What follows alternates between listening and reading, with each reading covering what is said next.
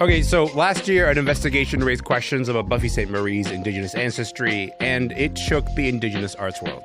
It's not hard to imagine why, right? Buffy is a huge figure. She meant a lot to people. Today on the show, we wanted to revisit that story and ask, what has changed for Indigenous artists?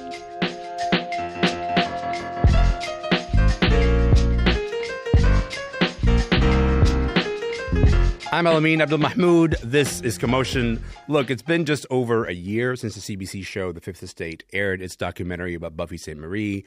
That episode raised questions about her claim to Indigenous ancestry. I should note that Buffy has pushed back against those questions. She's maintained she never lied about her identity. The Fifth Estate investigation was a huge deal. It created what the playwright Drew Hayden Taylor called a cosmic shift in the Indigenous universe. And look, it is impossible to generalize or even try to summarize the reaction, but there has been a reckoning around questions of Indigenous identity, about who gets to claim it and also how. So today we are taking stock of what's shifted in Indigenous art and music in the past year. Marc Meriläinen is here. He's an Ojibwe musician and producer. He runs a record label called Meriläinen Music. He's also created a program that aims to verify the identity of Indigenous musicians. And also Michelle Cyca is back with us. She's a freelance journalist and she's a member of the Muskeg Lake Cree Nation in Treaty 6. Michelle has done a lot of reporting and writing and thinking about false claims of Indigenous ancestry and the ways that they should be handled. Welcome to you both. Thanks for having us. Thank you for having us. Hey, I'm grateful that you're both here. Look, Marc, I'll start with you on this one. It's been a little over a year since these questions, since we learned about these questions about Buffy Sainte-Marie and her Indigenous identity. How are you feeling now? I'll be completely honest. It's still shocking even a year after. And I think many of us in the community were still processing all that information, especially when Buffy was such a big, hero and role model to a lot of us in the community.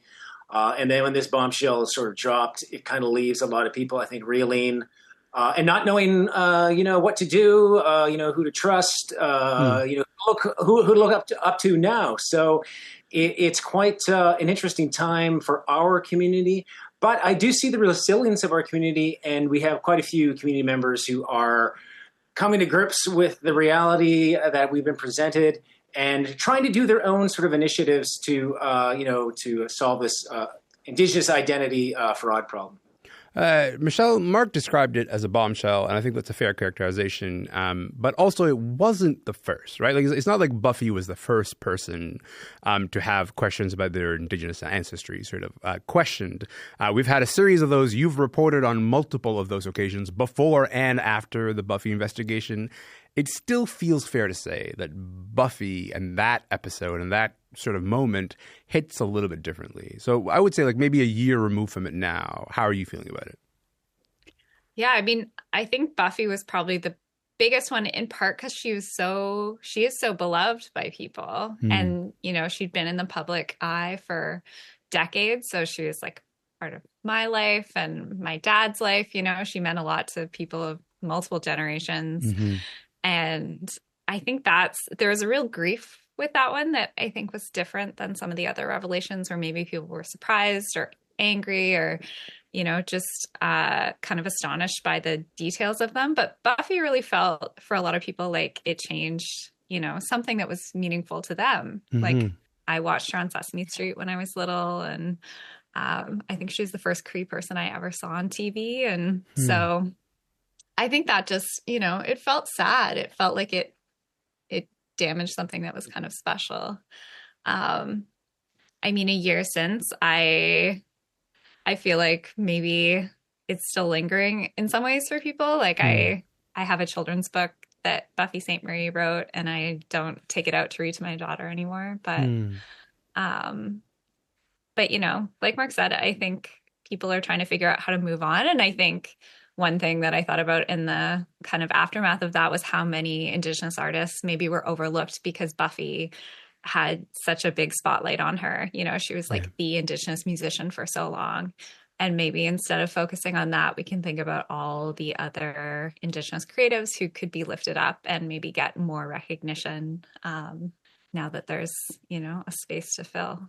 I mean, I'm a little bit torn in terms of where to go next, because I think you sort of also like colored with some emotion there as you kind of described the grief of maybe thinking or having to think about Buffy differently. And I kind of want to stay with that a moment before we sort of move on from this, because I think that matters a lot. So maybe to both of you, and I'll start with you on this one, Michelle. How are you thinking about like her performances and her music now? I mean, I think I'll just probably never be able to listen to them the same way, Yeah. Right after these revelations, you had Michelle Good on your show. We did. I remember she said something really lovely. She said, when you felt something, when you listened to Buffy's music, that was real. Like that belongs to you and that's still real. And so, I mean, I still have maybe some like warm memories, warm associations, but I just feel like you can't engage with things the same way, Like, Yeah.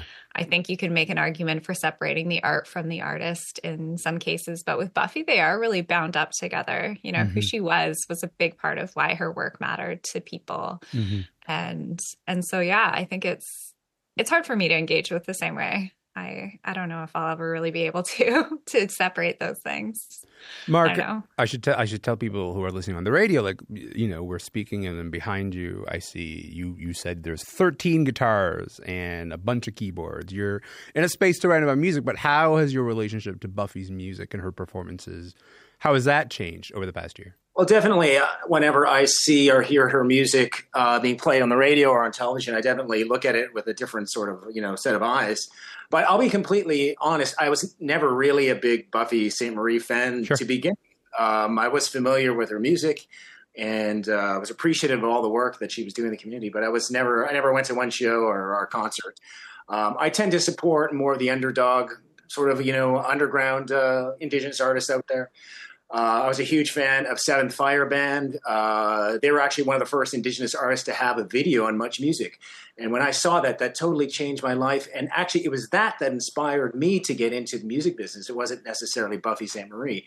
And where I grew up in Northwestern Ontario, we had a lot more of our own sort of community members kind of, inspiring us to do better and to get a foothold sort of in the industry. So again, I've acknowledged that, she did A, B, and C, but I was never really a fan. And when I see her music now or see her videos, I mean, I just can't even look at them. That's fair. That's a fair reaction too. Like sort of for it to carry all these sort of strong emotions. Marc, I want to talk about the work that you've been doing over the past year or so. What are you doing to make sure that this kind of thing doesn't happen again? Well, after, of course, the expose on Buffy Sainte-Marie, a lot of us were really hurt, angry as well. And it was right around that time we run a record label. We specialize mainly with Indigenous artists. I mean, we work with everyone, but 90% of our catalog is Indigenous artists. Mainly that's just my background of working in the industry for the past 30 years.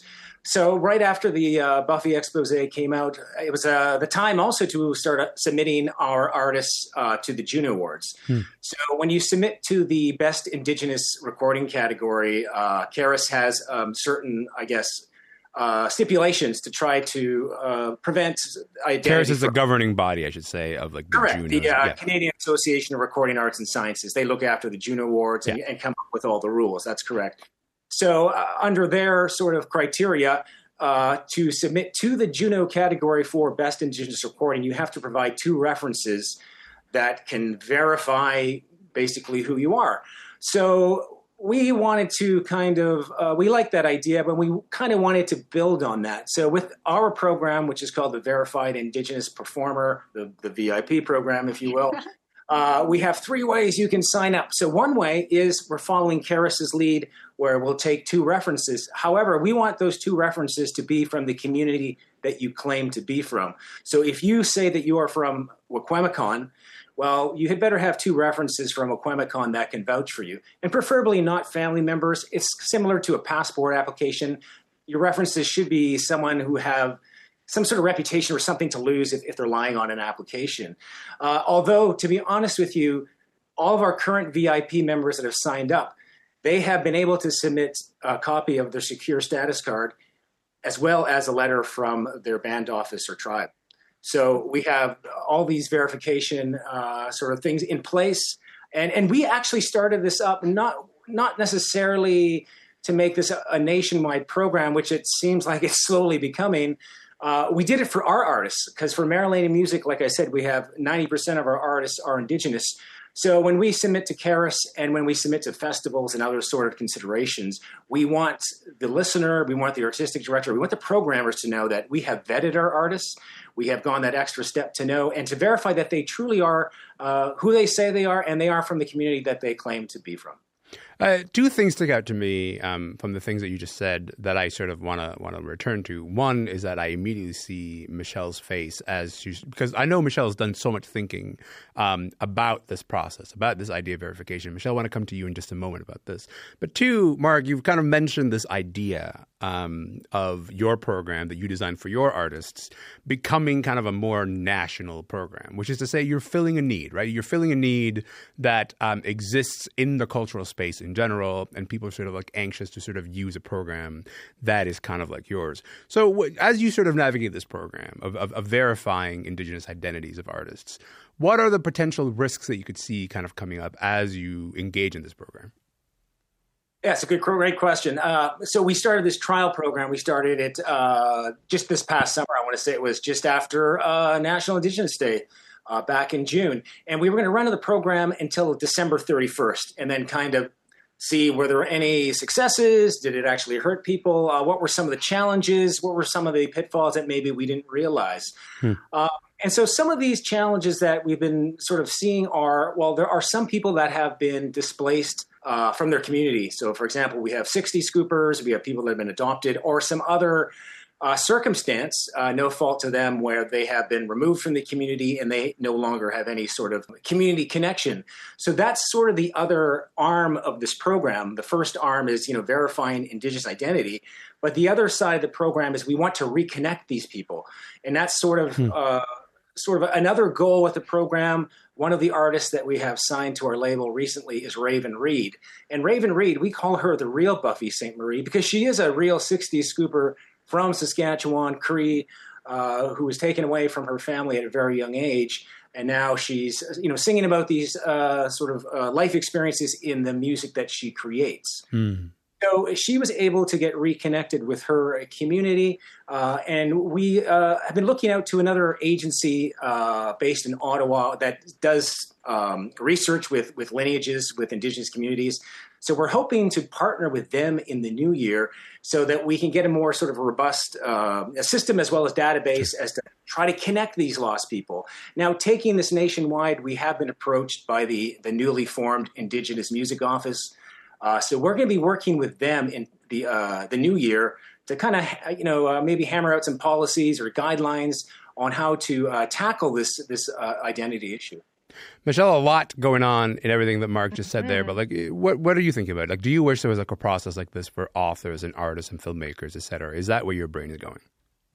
I mean, I definitely do. But I also think, so many of the processes that are being developed right now, like I think a lot of universities are thinking about verification policies, like grant agencies, things like that. They're really sort of about processes going forward. And you think of somebody like Buffy, who was in the industry for decades, would anyone have thought at that point to check whether her story made sense?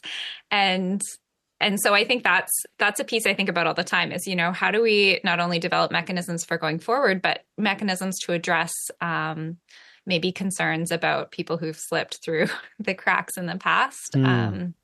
Jean Thier, who's a Métis lawyer and author who's also talked about this subject a lot, her estimate is that there's over 100,000 people in Canada who are falsely claiming to be Indigenous. How many, sorry? Over 100,000. Oh, wow. Is her estimate. And, most of those aren't high profile people. They're not like in the public eye, but there are a lot of people, I think, who have gone a long way on their claims so far. And what I really see as an urgent need, in addition to the process that Marc's describing, which I think sounds incredible and like an excellent model, but I think we also need mechanisms for dealing with instances where, the previous system has been abused. And that's what I don't see. If someone's won a Juno claiming to be Indigenous and it turns out they're not Indigenous, what happens after that? I haven't seen anything about repaying award money or, giving awards back or giving them, giving them to somebody else who was nominated in that category. I just haven't seen anything like that. And that's, I think, a really important corresponding piece as well, is how do we have mechanisms for justice as well as prevention? My name is Elamin Abdul-Mahmoud. This show is called Commotion. Michelle Cyca is here. Marc Meriläinen is here, and we're talking about how we're sitting here 1 year after the Buffy Sainte-Marie investigation into her claims of Indigenous ancestry. And we're talking about how this year has changed so much for so many people. Michelle, I think it's fair to say that like the Buffy conversation has taken a conversation that I think Indigenous people have been having for a long time and pushed it towards non-Indigenous audiences also to start engaging with this in terms of their role in maybe accepting claims a little bit too easily, or sort of like trying to figure out how to navigate these little changes here. So what are some of the biggest changes that you've noticed over the past year? I definitely think there's more awareness of the problem of Indigenous identity fraud. I think people understand that it's happening in so many spheres, in music and academia and publishing and, in government now. There's a big scandal in the Liberal cabinet. So I think people are understanding that it's widespread. I'm not sure that many people who are non-Indigenous really see it as something that they should also be thinking about or trying to understand as a problem that comes from their communities. I often hear people still say like, well, it's up to the Indigenous community to like decide what that identity means, who's a member of the community. And really, like, people who are falsely claiming to be Indigenous are not from our communities. And so they're not really our problem to fix. And I would like to see, I think this is, happening slowly, but more understanding of Indigenous identities from non-Indigenous people, what it means to be a member of a nation, what it means to be Indigenous as opposed to just having a bit of Indigenous ancestry, what it means to be Métis, which is a category that I think is very hard for many people to understand, but is a distinct nation as well. It's a complex topic. I think I often see people who want sort of an easy way to understand it, like a yes, no, is someone Indigenous or are they not? And do they have a status card or not? Like some easy way to check. And I think the topic requires maybe a little bit more critical thinking and engagement and understanding than you can achieve with like a yes, no question.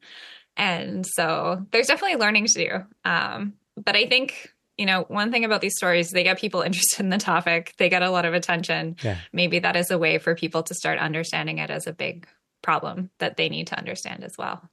Marc, I want to go back to something that Michelle mentioned a moment ago, which is this idea of justice, the idea that there should be sort of some kind of consequence to discovering that somebody has sort of falsely claimed Indigenous ancestry, because I think that's an interesting thread to follow. And I say this because I just spent a bit of time reading Katharina Vermette's novel, Real Ones. It's an incredible novel. There's also a novel that deals with like two sisters on the fallout in their personal lives of their mother being outed as someone who sort of falsely claimed Indigenous identity.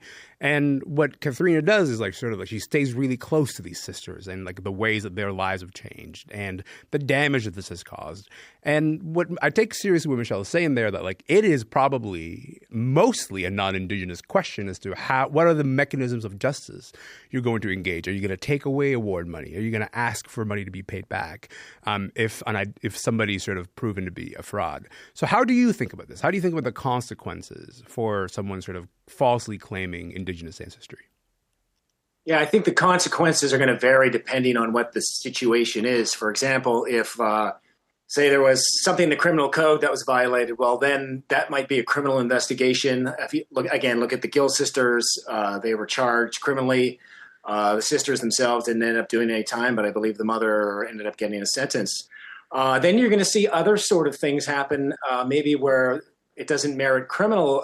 It's not a criminal case, but you will see civil court lawsuits being launched in 2025. Mark my words right now, that is going to happen. I know that there's also a movement to rescind the Junos from Buffy Sainte-Marie. That is a movement currently happening right now.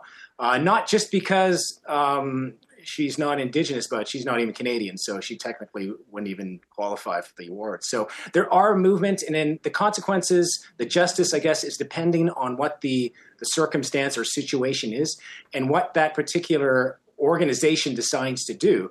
We have been talking with the various arts councils.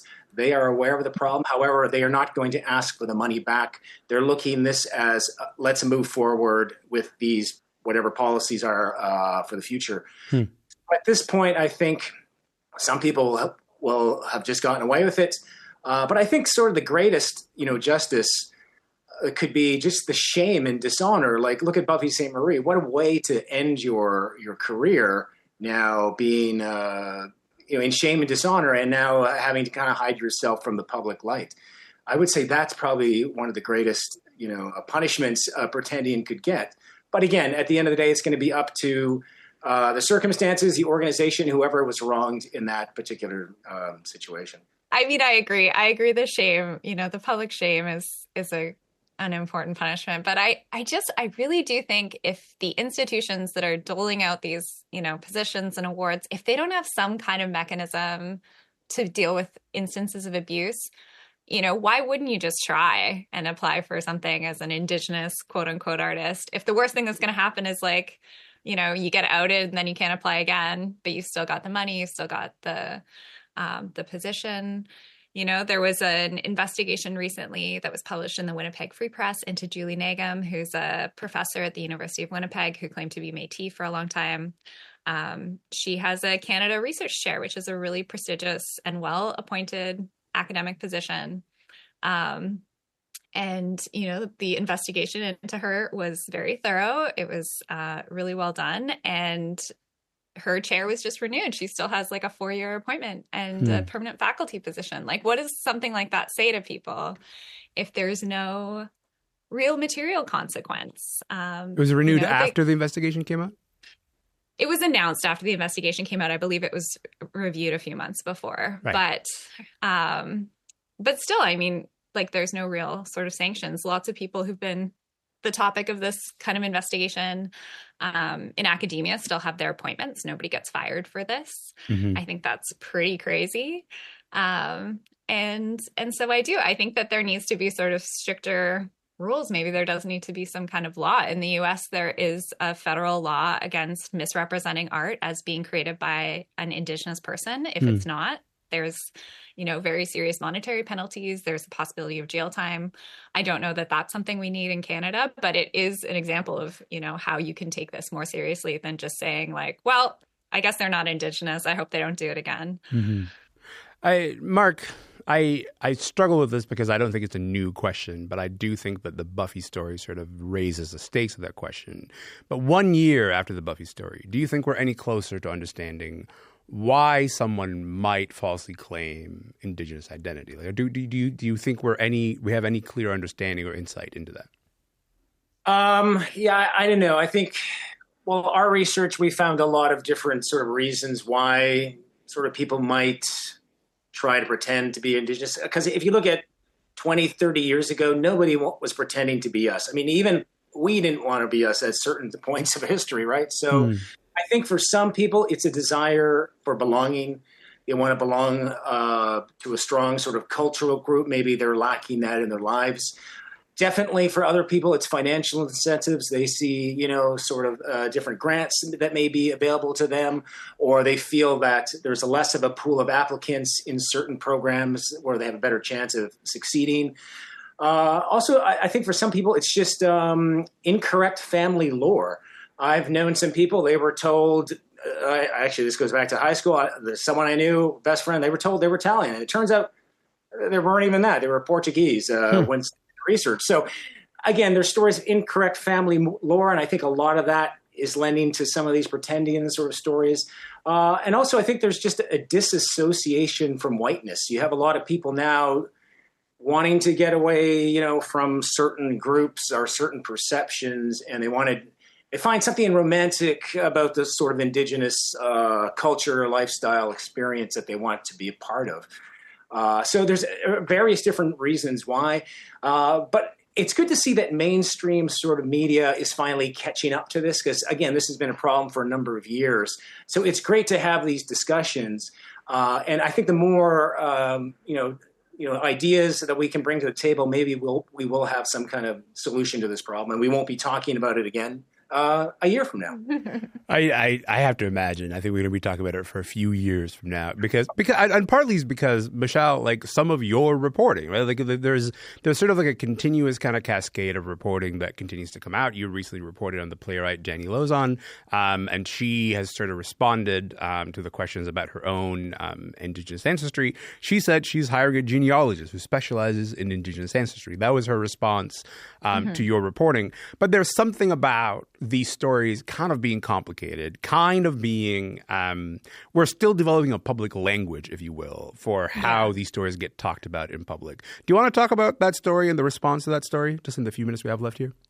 Sure, yeah. So Jenny Lozon she's a Toronto-based playwright, director. She recently co-wrote and directed a play called 1939, which was set in a residential school where the students are learning Shakespeare. She had said it was partly inspired by her dad's experience at a residential school. But in the investigation, I found her father attended a Catholic boarding school in Pincher Creek, Alberta. No evidence it was a residential school, that it was for Indigenous children, that was anything like that system. And, she told me during reporting and has said in her public statement, she believes she has Indigenous ancestry, but, in over 30 years of looking for it, she's never identified an Indigenous ancestor in her family tree. She did a 23andMe test, which she said showed she has some Indigenous DNA, though I will say 23andMe says you cannot use that as a legal or cultural evidence of being Indigenous. So that's one thing. But she has, people have, they do make the topic very complex. She's hiring a genealogist to see if she can find an Indigenous person way back in her family tree. I would say many Indigenous people would say, it's one thing to have Indigenous ancestry way back when. That's very common in Canada. It doesn't really make you Indigenous today in a meaningful sense. It doesn't give you a community. It doesn't give you a family. But people are going to continue to claim this identity if they feel like it applies to them. Increasingly, I think, maybe the role of journalism is, my role is not to tell someone how they identify, but I hope it's to help people understand how these identities are being used and maybe distorted in ways that I think are ultimately damaging, distorting the history of residential schools to fit with a Catholic boarding school experience by a non-Indigenous person. I think that has potential harms, especially as we see so much residential school denialism in Canada these days. So I think we have to be careful with these histories. I think we have to be honest in how we represent ourselves and how we talk about Indigenous identity. We should be accurate and precise. This topic gets very muddy. It gets really confusing for people. I understand these stories are like big and weird and complicated, but I think that, they're topics we have to try and understand. Marc, as a way of maybe trying to understand that, let's land on this point. We are in a moment when we are, I think, better than we used to be at making a lot of room for Indigenous artists. Also, at the same time, we are in a moment where these questions are maybe coming up more than ever for Indigenous artists, and it kind of can be a cloud that hangs over some of them. So as you think about this moment and Indigenous artists that you know and that you work with, do you think it has changed the meaning of being an Indigenous artist right now to sort of operate in this ecosystem? I think so, for sure. Because a lot of Indigenous artists I know, they're always trying to give back and honor their community. It's not just extraction from, Indigenous grants or scholarships or other opportunities. They're putting 110% back into trying to build their own community members up, whether it's becoming a success and then being that inspiration or that role model that they need back home at their res, to inspire the youth to do something great with their lives, then that's all great. But it also is a sort of very tricky time for us as well, because with the sort of pretendians out there, doing their thing, a lot of artistic directors and other programmers I've talked to, they're actually hesitant about booking Indigenous artists because they don't want to have the backlash or accidentally book a pretendian or whatever the case may be. So these are very interesting times, but I remain optimistic. I have to be. And I think we have a great group of people. And we have a great community that we're looking out for each other, and we're trying to educate, non-Indigenous Canadians and everyone alike about certain red flags to look out for, and keep supporting Indigenous artists in your community and across the nation from coast to coast to coast. There's a lot of great talent out there that has yet to be discovered. So let's not let this little bump in the road, set us back. I want to maybe emphasize the point that Michelle raised, the idea like it is complicated and difficult to maybe talk about. And while it is difficult and complicated to talk about, it is also not, it's extremely worthwhile because like that is how you forge a new public language. That is how you get to a place where you know how to talk about a complicated thing. I appreciate both of your contributions in terms of all of us figuring out how to talk about a complicated thing. Marc, Michelle, thank you for your time. This has been wonderful. Really appreciate it. Thanks for having me. Thank you. Michelle Cyca is a freelance journalist and a member of the Muskeg Lake Cree Nation in Treaty 6. She's in Vancouver. Marc Meriläinen is an Ojibwe from Chippewa of Nawash in Cape Croker. By the way, he runs his own record label. He releases music under the name Nagiwan, and his new album is called The Mission. That is out now. I also wanted to take a moment to note that you might have heard us earlier mention the director and the multidisciplinary artist Janie Lauzon. She continues to identify as someone of mixed settler and Indigenous ancestry. She says that is based on her family's history and on DNA testing. For Jane's full response to the article that Michelle put out in The Walrus, you can find that at janielauzon.com.